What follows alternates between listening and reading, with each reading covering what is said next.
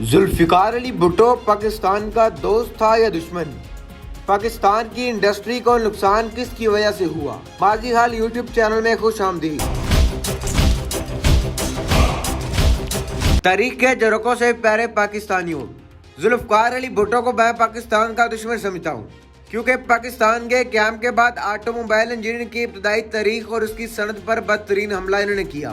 1953 national motor corporation نے American general store کے اشتراک سے پاکستان کی پہلی پاک سال گاڑی تیار کی، جبکہ بعد میں مشہور زمانہ بیٹ سول ٹرک اس پلانٹ پر تیار کیے گئے۔ اس کے علاوہ 1953 میں ایکسائڈ بیٹریز نے پاکستان کا پہلا بیٹری پلانٹ لگایا۔ 1954 میں علی موٹرز اور ایکسپورٹ موٹر نے امریکہ کے ساتھ مل کر پاکستان میں پہلی کار، ٹرک اور اس کے بعد پک اینڈ ڈراپ تیار کرنے کی رستے پلانٹ لگایا۔ 1956 میں ارون انڈسٹریز نے امریکن کے برانڈ سے پک اپ تیار کیا۔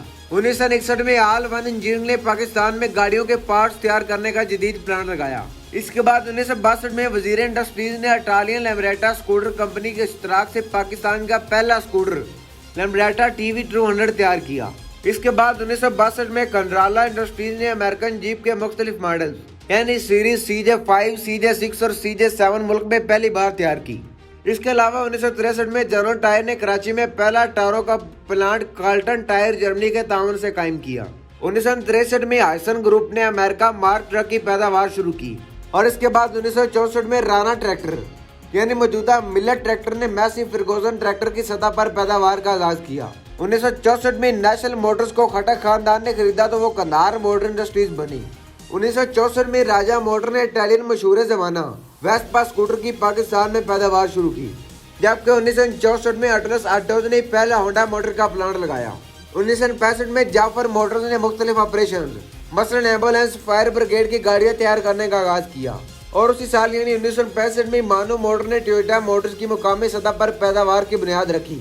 اور اب آتا ہے کہانی میں وہ موڑ جہاں سے شروع ہونے والا انٹرول آج تک ختم ہونے کا نام نہیں لیتا۔ 1972 میں تمام آٹو صنعتوں کو قومیہ پر پاکستان آٹو موبائل کارپوریشن کا نام دیا گیا، جیسا کہ علی موٹر کو عوامی موٹر، وزیر اعلیٰ انجینئرنگ کو سندھ انجینئرنگ، ہارون انڈسٹری کو ریپبلک موٹر، قندھار موٹرز کو نیشنل موٹر اور کندو والا کو نیا دور موٹرز کا نام دیا گیا، اور جبکہ آخر میں رانا ٹریکٹرز کو ملٹ ٹریکٹرز کا نام دے کر پاکستان ٹریکٹر کارپوریشن کا دائرہ قائم کیا گیا۔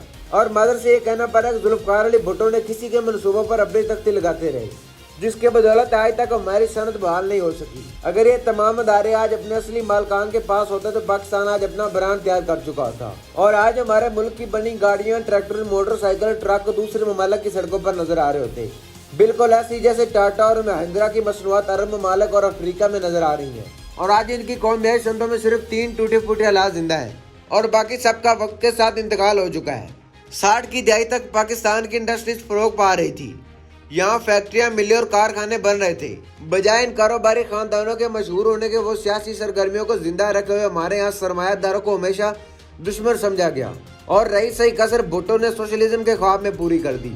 ہمارے یہاں نظمیں بڑھائی جانے لگیں کہ لٹیروں سے ملے چھینو، چنانچہ ایک دن بھٹو نے نیشنلائزیشن کے ذریعے سب کچھ چھین لیا۔ لوگ رات کو سوئے تو بڑے بڑے وسیع کاروبار کے مالک تھے، اور جب صبح اٹھے تو سب کچھ چھینا جا چکا تھا۔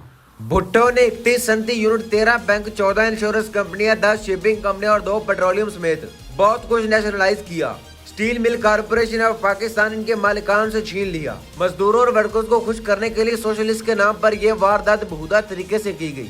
شروع میں کہا گیا کہ حکومتیں صرف ان کا انتظام سنبھال رہی ہیں اور ملکیت اصل مالکان کی ہے، اور پھر کہا گیا کہ نہیں، بلکہ ان صنعتوں کی مالک بھی اب حکومت ہی ہوگی۔ پہلے یہ کہا گیا کہ کار کسی کو زر تلافی نہیں ملے گا، پھر کہا گیا کہ دیا جائے گا، پھر کہا گیا کہ مارکیٹ کے ریٹ پر دیا جائے گا، اور پھر یہ چورن بیچا گیا کہ ریٹ کا تعین حکومت کرے گی۔ ناظرین، عمران خان کے مشیر رزاق داؤد کے دادا سیٹ احمد داؤد کو جیل میں ڈال کر ان کا نام ECL میں ڈال دیا گیا، اور بعد ازاں وہ مایوس ہو کر امریکہ چلے گئے اور وہاں تیل نکالنے کی کمپنی بنا لی، اور اس کمپنی نے امریکہ میں تیل نکالنے کے 6 کنویں کھودے اور کامیابی کی شرح 100% رہی۔